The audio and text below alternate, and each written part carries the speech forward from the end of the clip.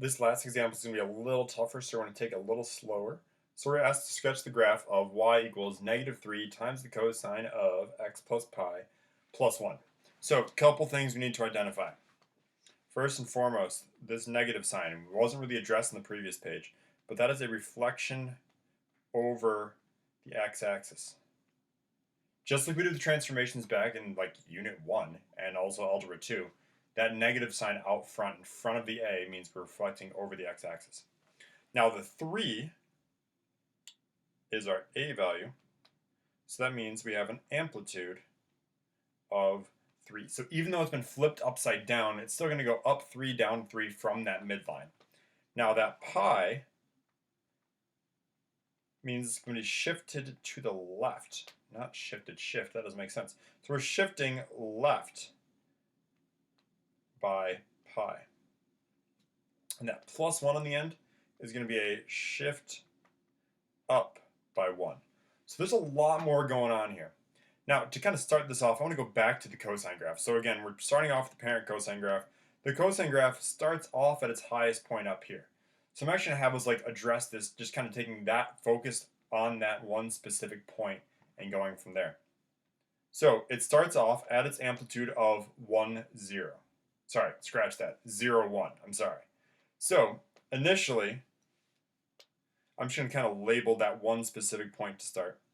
So we're going to call it the original point. So let's do an amplitude of, well, I guess let's just do every tick mark as 1. So this is an amplitude of 1. This is our original point. If we can kind of take this step by step, and I'm going to kind of use this in different colors. If we take, let's do that as step 1.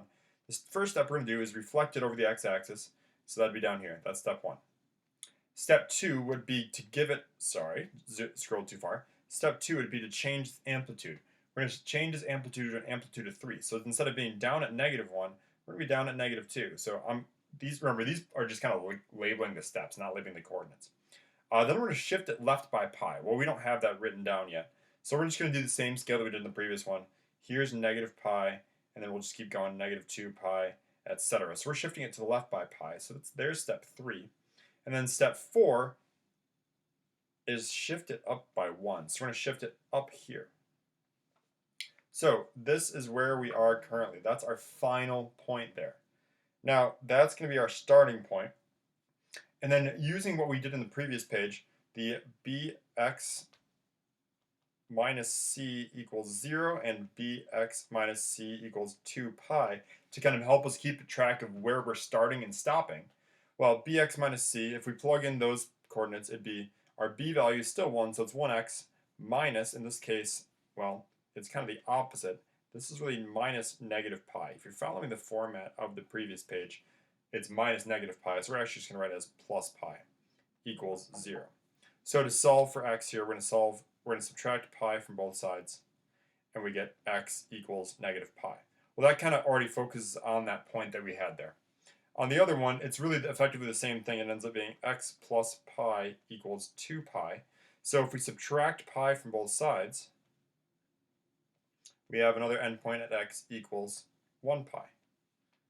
So if we're following this scale, that means it would be over here. So it's going to, if we're focusing on, there we go. It's going to start at this point here. Let me highlight that a little bit. We're starting at this point here. It's going to complete a full wave and go over here. Now again, going back to the cosine graph, originally it would start off at its amplitude, go down to its lowest point at its trough and go back up, and it has a midline here on the x-axis. Well, since we've been shifted up by 1, that changes things just a little bit. So instead of having its midline at the x-axis, we've been shifted up by 1, so we're going to have kind of a midline up here at at y equals 1. So between this first point here and this last point here, it's going to go up high to its highest point, back down, and then down to its lowest point again. Now, between these two lowest points, halfway between it, we're going to reach our maximum point, and we're going to put it up here. Now, let me show you why we're putting that up here. Again, we're talking about amplitude of 3. This is an amplitude of 3, and this also is an amplitude of 3. So it's got to be 3 away from that midline. Now, between the lowest point and the highest point, exactly halfway, it's going to cross the x-axis, or sorry, cross that midline. And same thing, going back down from the highest point back to its lowest point, it's going to cross that midline. So right now, if we connect these dots, and I know there's a lot of dots going on there, so things get a little confusing, but we're going to cross those 5 points, and we're going to end up with a full wave. Now, from here, we're just going to kind of repeat that process. So I'm going to keep labeling things. So here's 2 pi, there's 3 pi, and there's 4 pi. So keeping that pattern going to the right, it's going to go reach its halfway point up here, and at 2 pi it's going to reach its maximum, reach its midpoint here, and then at 3 pi it's going to reach its minimum. So it's going to repeat this process again. It's got the same period as it would on any other graph. We're going to go up halfway, and then up at 4 pi it's going to reach its highest point. Then we're going to reach its midway point here. And so we just keep repeating that pattern over and over and over. Same thing going to the left. Let me add a couple tick marks over here. So there's 3 pi, here's negative 4 pi. Negative 3 pi and negative 4 pi. So we're going to reach its midpoint here. And then at negative 2 pi, it's going to reach its highest. Then we're going to reach the midpoint. And then at negative 3 pi, it's going to reach its lowest. Midpoint at 4 pi, it's going to reach its highest. And it's going to reach the midpoint again.